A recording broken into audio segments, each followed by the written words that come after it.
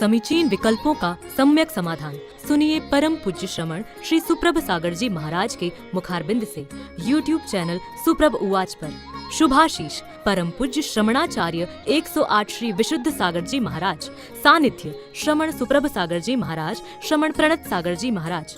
पुण्यार्जक राजीव जैन, रूपल जैन, आर्जव, आर्या, आरू जैन एवं समस्त सौरया परिवार, मडावरा, उत्तर प्रदेश। ओम नमः सिद्धेभ्यः।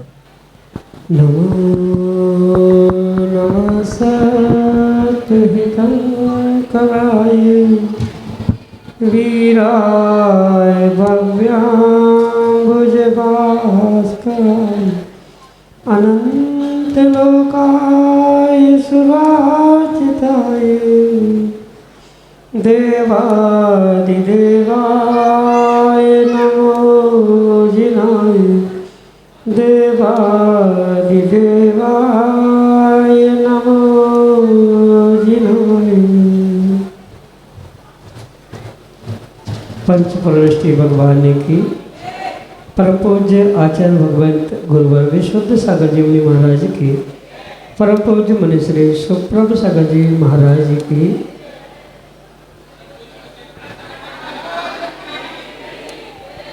अनंत विकल्प, अनंत संसार और उस अनंत संसार में भटकते हुए प्राणी अनंत दुखों को ही प्राप्त करते हैं,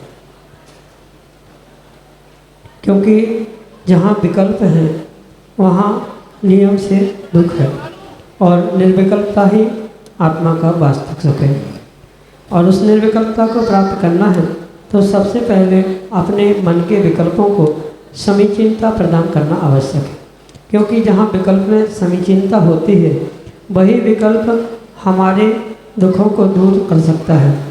जो विकल्प हमारे लिए दुख का कारण बन रहे थे वह विकल्प समीचीनता को जब प्राप्त होता है और उसका सम्यक रूप से समाधान हमें किसी निर्ग्रंथ गुरु से प्राप्त हो जाता है तो निश्चित वह हमारे कल्याण का पथ प्रशस्त करा देता है। परम पूज्य आचार्य भगवत गुरुवर विशुद्ध सागर जी महाराज के मंगल सभाषी से परम पूज्य मुनि श्री सुप्रभ सागर जी महाराज द्वारा आत्मकल्याण की निर्विकल्पता की प्राप्ति की वह अनूठी विधा आपको प्रदान की जा रही, तो आप भी इस अनूठी विधा से जुड़ने का प्रयास करें और अपना समीचीन विकल्प भेजते हुए परम पूज्य मुनि श्री से सम्यक समाधान प्राप्त करें। प्रारंभ करते हैं आज का सम्यक समाधान। और आज के पहले विकल्प के लिए आनंद जैन अमरावती महाराष्ट्र से महाराज के चरणों में बारंबार नमस्तु करते हुए अपना समीचीन प्रश्न कर रहे हैं कि महाराज जी, जैसा कि हमने सुना है कि आचार्य, गणधराचार्य, गणाचार्य, पट्टाचार्य, नवाचार्य आदि ये नाम जो सुनने में आए हैं तो ये आचार्यों के भेद हैं या उनके पर्यायवाची नाम? हमारे समीचीन विकल्प का सम्यक समाधान करने की अनुकंपा करें। नमोस्तु महाराज जी, नमोस्तु। ओम नमः सिद्धम। परम पूज्य आचार्य भगवान गुरुवर विशुद्ध सागर जी महाराज जी की, परम पूज्य मुनि श्री सुप्रभ सागर जी महाराज जी की। जो मुनिराज दीक्षा शिक्षा देते हुए स्वयं के पंचाचार का पालन करते हुए दूसरों के पंचाचार का पालन करवाते हैं, ऐसे उन मुनिराजों को उनके उस 36 मूल गुणों के धारण करने के कारण आचार्य परमेष्ठी या आचार्य भगवान कहा जाता है।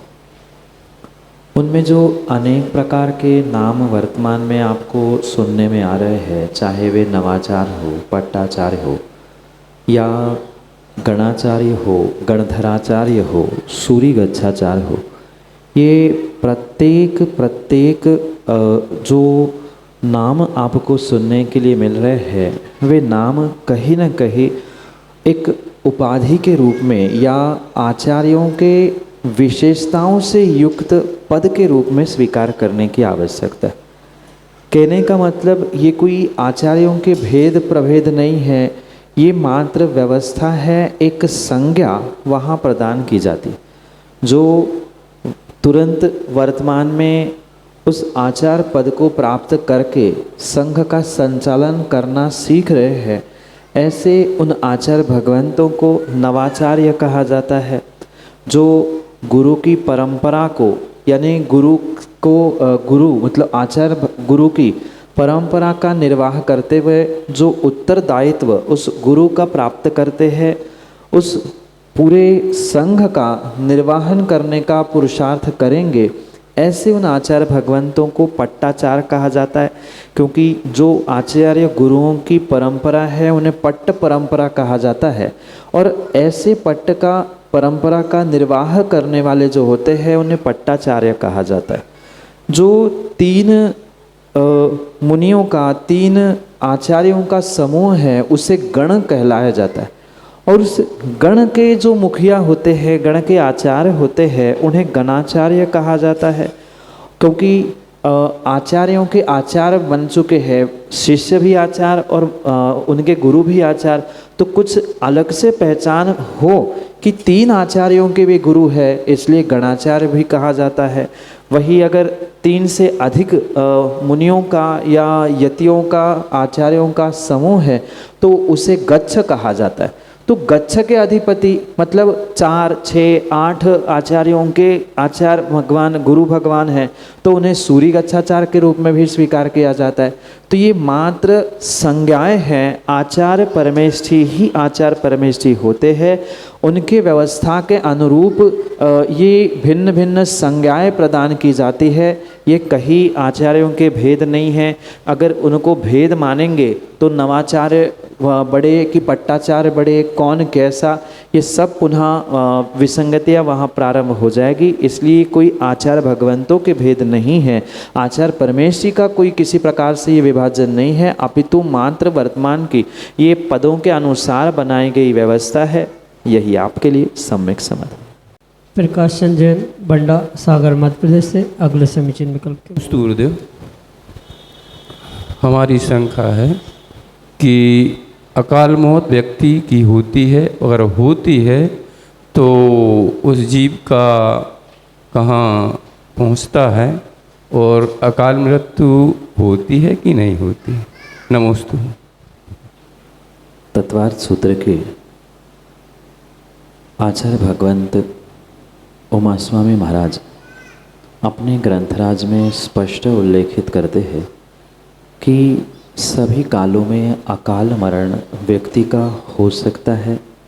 कुछ एक अपवाद उसके लिए है, जैसे चरमोत्तम शरीर वाले जिनकी असंख्यात वर्षों की आयु है, ऐसे भोगभूमि वाले नारकी आदियों की अकाल मृत्यु नहीं होती। पर अन्य जीवों की स्पष्ट रूप से आगम के प्रमाणों से हमें श्रद्धान करने योग्य बात है कि अन्य सभी जीवों की अकाल मृत्यु हो सकती है, उसमें किसी भी प्रकार से कोई विकल्प नहीं।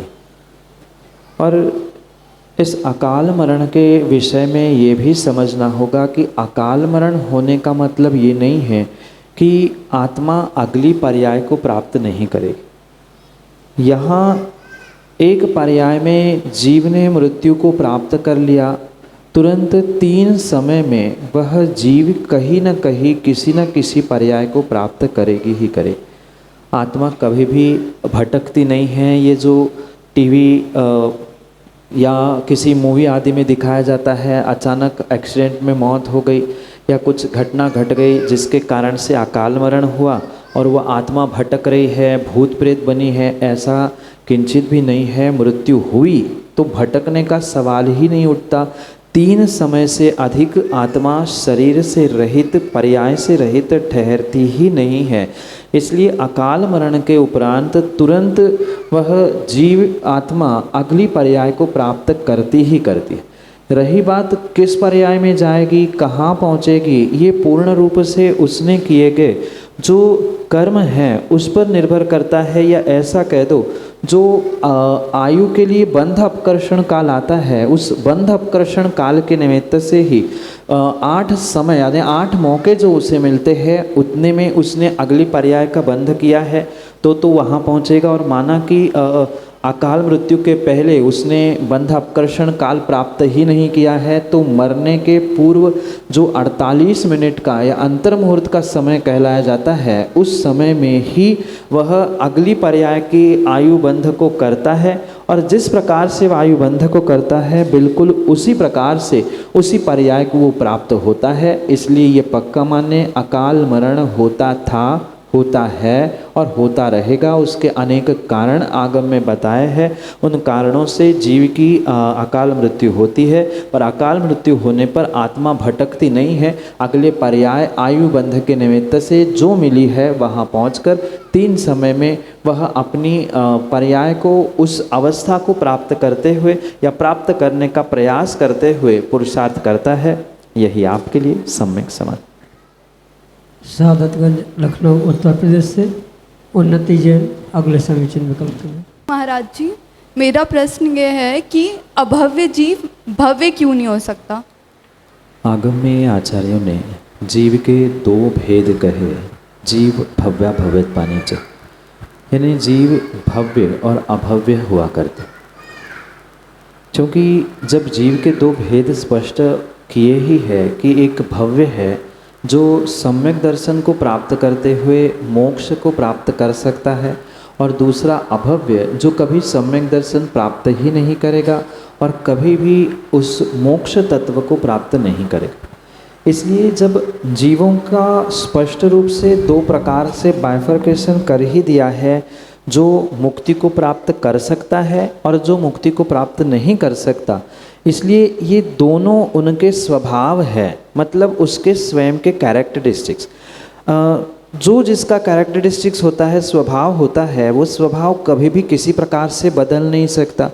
कुछ समय के लिए बदलता दिख भी जाए, जैसे पानी का स्वभाव शीतलता है, अग्नि के संपर्क में आने से वो गर्म होता हुआ प्रतीत होता है, महसूस होता है, अनुभव में आता है, पर फिर भी जैसे ही अग्नि का संपर्क दूर हो जाता है, अग्नि से दूर हो जाता है, कुछ एक मिनटों में, कुछ एक समय में पुनः वह पानी जैसा था वैसा ही हो जाता है, उसका मूल स्वभाव नहीं बदलता।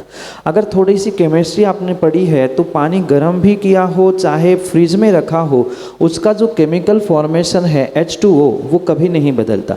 जैसे पानी का H2O केमिकल फॉर्मूला उसकी कैरेक्टरिस्टिक्स है, उसका स्वभाव है, ऐसा अभव्य का स्वभाव है कि वो कभी भी भगवान बन नहीं सकता, कभी भव्य बन ही नहीं सकता।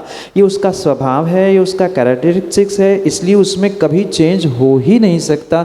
ये सिद्धांत है, और जो सिद्धांत होते हैं, जो प्रिंसिपल्स होते हैं, वो कभी बदले नहीं जा सकते। इसलिए भव्य भव्य ही रहते हैं, अभव्य अभव्य ही रहते हैं। अभव्य किसी भी प्रकार से भव्य हो ही नहीं सकता, चाहे कितनी निमित्त प्राप्त क्यों ना हो, जिसमें शक्ति ही नहीं है उद्घाटित होने की। जबकि भव्य अभव्य दोनों जीवों में भगवान बनने की शक्ति तो होती है, पर फिर भी भव्य कभी भी उस शक्ति को प्रकट नहीं कर सकता। ये इसका मूल कैरेक्टरिस्टिक्स है, और इसी के बेसिक पर, इसी के कंसेप्ट पर ये 2 विभाजन किए गए हैं। पुनः समझना, जीव में भगवान बनने की सभी में शक्ति है, पर कुछ एक जीव ऐसे हैं जो कभी भी किसी भी प्रकार से उस शक्ति को प्राप्त कर ही नहीं सकते। इस कारण से उन्हें अभव्य कहा।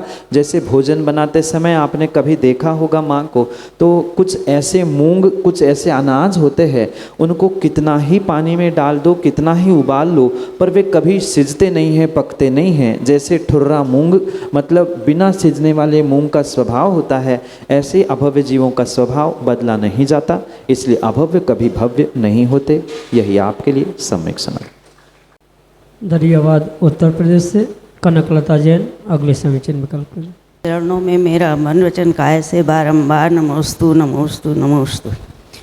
मेरा प्रश्न है महाराज जी कि सौरीपुर में नेमनाथ भगवान का जन्म बताया है, लेकिन हमने पांडव पुराण में पढ़ा है कि उनका पूर्व जो है द्वारकापुरी में हुआ है, तो इसका मतलब क्या हो सकता है? माँ, नेमिनाथ भगवान के जन्म के विषय में आगम में 2 प्रमाण प्राप्त होते हैं, और मात्र नेमिनाथ भगवान के जन्म के विषय में नहीं, अपितु और भी बहुत सारे महापुरुषों के जन्म, निर्वाण आदि आदि को लेकर अनेक आचार्यों के अनेक मत प्राप्त होते। रही बात नेमिनाथ भगवान के जन्म के विषय में, तो दोनों आचार्य भगवंतों के प्रमाण से यानी उनकी अपेक्षा से जो उन्होंने लिखा है वो सत्य है, क्योंकि हम केवली नहीं है, हमारे पास अवधि मन पर यह ज्ञान नहीं है। और जब तक हम केवली नहीं बनते हैं तब तक अगर दो आचार्य भगवंतों के, दो दिगंबर मुनिराजों के दो प्रमाण अगर हमें प्राप्त होते हैं तो अपने सम्यक दर्शन की रक्षा करने के लिए हमें दोनों बातों को स्वीकार करना होगा। जब तक हम स्वयं केवली नहीं बन रहे हैं या जब तक हम केवली भगवान के पास नहीं पहुंच रहे हैं तब तक उभय वाक्य प्रमाणम यानी दोनों हमारे लिए प्रमाणित है। इस प्रकार से स्वीकार किया जाता है। जहाँ द्वारिका में जन्म हुआ ऐसा पढ़ने में आता है, वहाँ आचार्य भगवंत का कहना है कि भगवान के जन्म के पूर्व ही द्वारिका की रचना हुई थी। और जहाँ आपने ये पढ़ा है कि सौरीपुर में जन्म हुआ, वहाँ आचार्य भगवंत का ये कहना है उत्तर पुराण आदि ग्रंथों में कि उनके जन्म के उपरांत फिर पुरुषार्थ करते हुए जो और यदुवंशी थे श्री कृष्ण के साथ साथ, उनके पुरुषार्थ के माध्यम से उन्होंने समुद्र के मध्य में देवों के सहयोग से वह सोने की द्वारका आदि बनाई, ऐसा उत्तर पुराण का वर्णन है। और जन्म के पहले ही जैसे कुबेर के द्वारा रचना नगर की होती है जन्म से पहले, इस बात को लेकर पांडव पुराण में इस नेमिनाथ भगवान के जन्म को द्वारिका आदि में कहा है। इसलिए जब तक हम स्वयं केवली नहीं बन रहे हैं दोनों बातें हमें स्वीकार है। भगवान थे, जन्म कहीं हुआ होगा, हमें दो स्थान अगर पूज मिल रहे हैं तो हमें हर्ज क्या है। एक जगह चढ़ाने के जगह दोनों जगह हम अर्घ चढ़ाएंगे, दोनों का सुमरण करेंगे, उतनी ही हमारी भक्ति या उतना ही हमारा कार्य विशेष होता जाएगा। इसलिए दोनों हमारे लिए स्वीकार है। दोनों आचार्य भगवंतों के प्रमाण होने से हमें किसी प्रकार का विकल्प नहीं करना चाहिए। यही आपके लिए सम्यक समझ है। उज्जैन मध्य प्रदेश से विक्की जैन अगले समीचीन विकल्प के लिए। मैं बारंबार नमोस्तु नमोस्तु नमोस्तु। गुरुदेव, मेरा प्रश्न यह है कि पारिवारिक संसारिक जीवन में कोई व्यक्ति गलत करता है और उसके बाद वो धर्म करता है तो उसको किस तरह से पाप और पुण्य का बंध होता है। नमोस्तु गुरुदेव। जो व्यक्ति अपने परिवारजनों के साथ दुर्व्यवहार करता है और अपने आप को बहुत बड़ा धर्मात्मा साबित करने के लिए धर्म कार्यों में, धर्म क्षेत्रों में बड़ी बड़ी बोलियां लेकर दान देता है, दान देने का प्रयास करता है, तो स्वाभाविक सी बात है वह अपने घर परिवार के साथ ही नहीं, धर्म के साथ नहीं, अपितु अपने आप के साथ मायाचारी कर रहा है, छल कर रहा है। और ये सत्य बात वो जान पाए या ना जान पाए, मान पाए ना मान पाए, पर सत्यता यही है, जो व्यक्ति छल कपट करता है, मायाचारी करता है, नियम से उसके लिए त्रियंच पर्याय ही प्राप्त होती है। क्योंकि आचार्यों ने कहा है माया त्रियोग्यो नस्य, यानी माया करने से वह त्रियंच पर्याय वह जीव प्राप्त करता है। और विशेष बात तो ये है कि धर्म क्षेत्र में अगर कोई मायाचारी करता है, मतलब भाव नहीं होने पर भी मैं बहुत बड़ा धर्मात्मा हूँ, ये दिखाने के लिए अगर कोई ऐसा पुरुषार्थ करता है तो नियम से उसके लिए ये छल कपट और भी विशेष पापदायक, कष्टदायक होने की संभावना है। जैसे त्रियंच अनेक प्रकार के होते हैं, पर जो जितना तीव्रता से इन पापों को, मतलब छल कपट आदि को करेगा, उसको उतनी नीच गति या नीच स्थान त्रियंचों में भी प्राप्त होगा। जैसे हाथी है, गाय बैल है, इन्हें प्रशस्त त्रियंच कहा जाता है। और जो श्वान है, सुअर है, अन्य जो क्षुद्र जीव है, उन अवस्थाओं को भी जीव प्राप्त कर सकते हैं। क्योंकि जिनके साथ रह रहे हैं उनके साथ अगर सही व्यवहार नहीं है तो किसी भी प्रकार से वह व्यक्ति कितना ही धर्म करे, धर्म करने का दिखावा भी क्यों ना करे, पर उससे पुण्य की नहीं, कथनचित पाप की ही प्राप्ति उसे होने की संभावना है। और वह मायाचारी के निमित्त से त्रियंच गति में पहुंचने की पूर्ण संभावना है। यही आपके लिए सम्यक समाधान। प्रथमेश जैन वासिम महाराष्ट्र से अगले समीचीन विकल्प करें। नमोस्तु महाराज जी, नमोस्तु। संसार जीव तीन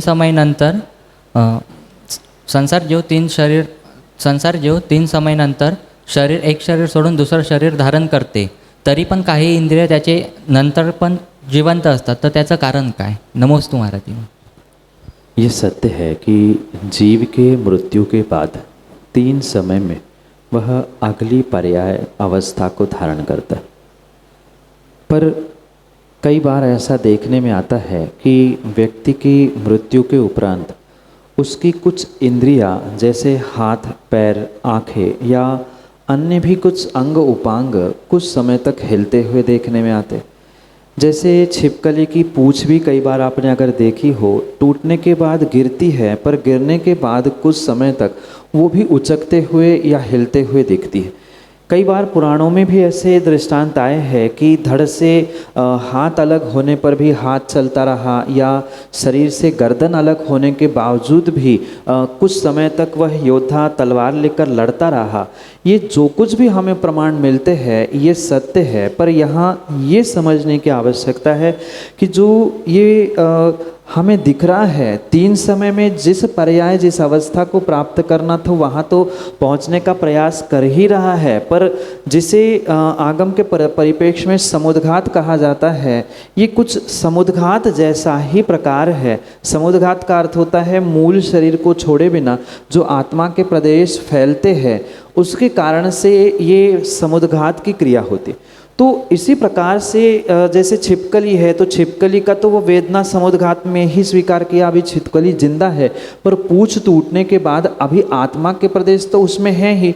ये तो आप जानते हैं कि आत्मा मरती नहीं है, मरती पर्याय शरीर की अपेक्षा से आत्मा है, ऐसा कहा जाता है। तो जो आत्मा के प्रदेश पूरे शरीर में थे, अगर हम छिपकली का ही दृष्टांत ले या मनुष्य का भी दृष्टांत ले तो आत्मा के प्रदेश तो पूरे शरीर में थे।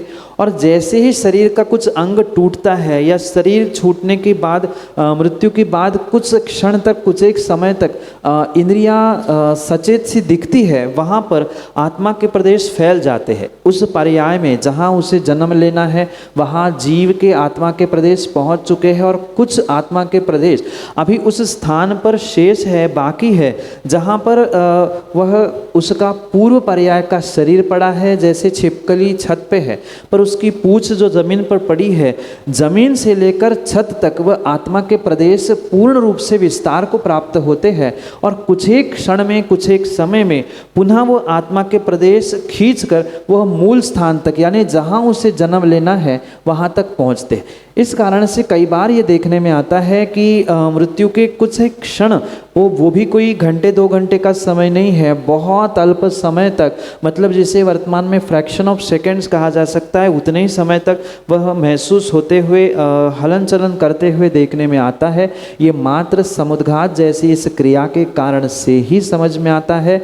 पुनः जैसे उस पर्याय में जीव पहुंचता है वहाँ तो आत्मा के प्रदेश पहुंच चुके और वहाँ उसने जन्म भी ले लिया, पर आत्मा के प्रदेश क्योंकि रबड़ जैसे संकोच विस्तार इस गुणधर्म से युक्त होते हैं, मतलब खींच लो रबड़ बढ़ता है, छोड़ दो तो छोटा होता है। ऐसे आत्मा के प्रदेश अवस्था विशेष देखकर, कार्य विशेष देखकर फैलते हैं और संकोच को भी प्राप्त होते हैं। जब संकोच को प्राप्त जन्म के बाद होने हैं, उसके पूर्व अगर कोई ऐसा कार्य हुआ है तो वहाँ वह विस्तार को, मतलब फैले हुए आत्मा के प्रदेशों के कारण से उस शरीर में कुछ अंश अभी आत्मा के प्रदेशों के बाकी है। इस कारण से वहाँ हलन चलन हमें दिखता है, पर वह जीव कहाँ अगले स्थान पर पहुँचा है ये तो केवली गम में ही विषय है। पर सामान्य रूप से इसे इस प्रकार से समझना होगा, जैसे पूंछ भी जो उचकते दिखती है वहाँ भी आत्मा के प्रदेश फैल जाते हैं और जब कुछ एक समय बाद वह आत्मा के प्रदेश खींचे जाते हैं, मूल शरीर में मतलब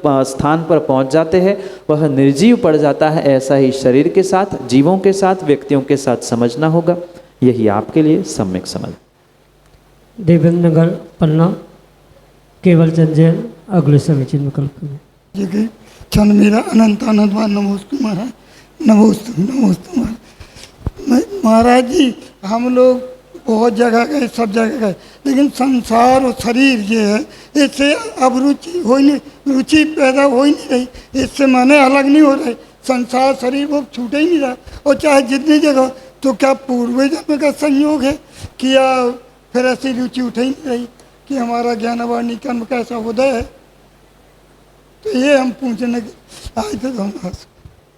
संसार, शरीर और भोगों से अरुचि उत्पन्न होने के लिए मात्र पूर्व कर्म का उदय ही आपके लिए रुकावट नहीं है। अपितु कहीं न कहीं जो अंतरंग के पुरुषार्थ की हमारी कमी है, इसी कारण से हम जानते हुए भी सत्य को मान नहीं पा रहे। जबकि हर व्यक्ति के जीवन में एक बार वह क्षण आता है जब उसे संसार विषय भोगों से विरक्ति होती है। कभी न कभी उसे जीवन में एक बार ऐसा अवश्य लगता है कि बस अब बहुत हो गया संसार, अब बहुत हो गए भोग, मुझे छोड़ना चाहिए। पर जैसे ये कुछ क्षण के लिए ही होता है, जिसे शमशान वैराग्य कहा जाता है, यानी शमशान में पहुंचने पर तो कुछ क्षण लगा, पर पुनः घर परिवार से जुड़ते हुए उस रंग राग और विलास में वह जीव उलझ जाता है। जानते हुए भी सत्य को ना मानना, ये पूर्ण रूप से इसके पीछे का कारण है। जैसे आचार्य भगवान पूज्यपाद स्वामी कहते हैं, मोहेन समृतम ज्ञानम स्वभावम लभते नहीं। मोह से समृद्ध ज्ञान स्वभाव को प्राप्त नहीं होता। यही स्थिति आज संसारी जीवों के साथ है। वो जानता है कि इसमें पाप है, इसमें दुख है, ये नहीं करना चाहिए, पर फिर भी जो जान रहा है वह मान नहीं रहा है। अगर वह मानना सीख जाए तो कुछ कार्य हो सकता है, अन्यथा मात्र किसी 10 दिन शिविर में प्रवेश करके या 365 दिनों में भी धर्म का आलंबन लेके स्वाध्याय करते हुए कार्य नहीं होगा। बुद्धिपूर्वक आपको अपने मोह को जीतने का प्रयास करना होगा। दूसरा कोई भी सहयोगी बन नहीं सकता। अगर कोई आप जैसा व्यक्ति यही कहे कि ये तो कर्म का उदय है और कर्म के उदय से ये हो रहा है, तो कर्म का उदय लाने वाला कौन था, कर्म के उदय को बदलने वाला कौन है, ये भी समझने की आवश्यकता है। कर्म का उदय आपके ही कारण आया था और उसको बदलने की शक्ति भी आपके ही पास है। आप उसमें पुरुषार्थ करते हुए बदलाव भी कर सकते हैं। इसलिए कर्म को बदलते हुए, यानी मोहनी कर्म को बदलते हुए जीवन में चारित्र धारण करने का प्रयास अवश्य ही करे। और व्यक्ति अगर ठान ले तो वह बचपन में, और बचपन में क्या युवा अवस्था में, और युवा क्या 55 में भी अपने आप को मोक्ष मार्ग पर लगा सकता है। यही आपके लिए सम्यक समाधान। समीचीन विकल्पों का सम्यक समाधान सुनिए परम पूज्य श्रमण श्री सुप्रभ सागर जी महाराज के मुखारबिंद से YouTube चैनल सुप्रभ उवाच पर। शुभाशीष परम पूज्य श्रमणाचार्य 108 श्री विशुद्ध सागर जी महाराज। सानिध्य श्रमण सुप्रभ सागर जी महाराज, श्रमण प्रणत सागर जी महाराज। पुण्यार्जक राजीव जैन, रूपल जैन, आर्जव, आर्या, आरू जैन एवं समस्त सौरया परिवार, मडावरा, उत्तर प्रदेश।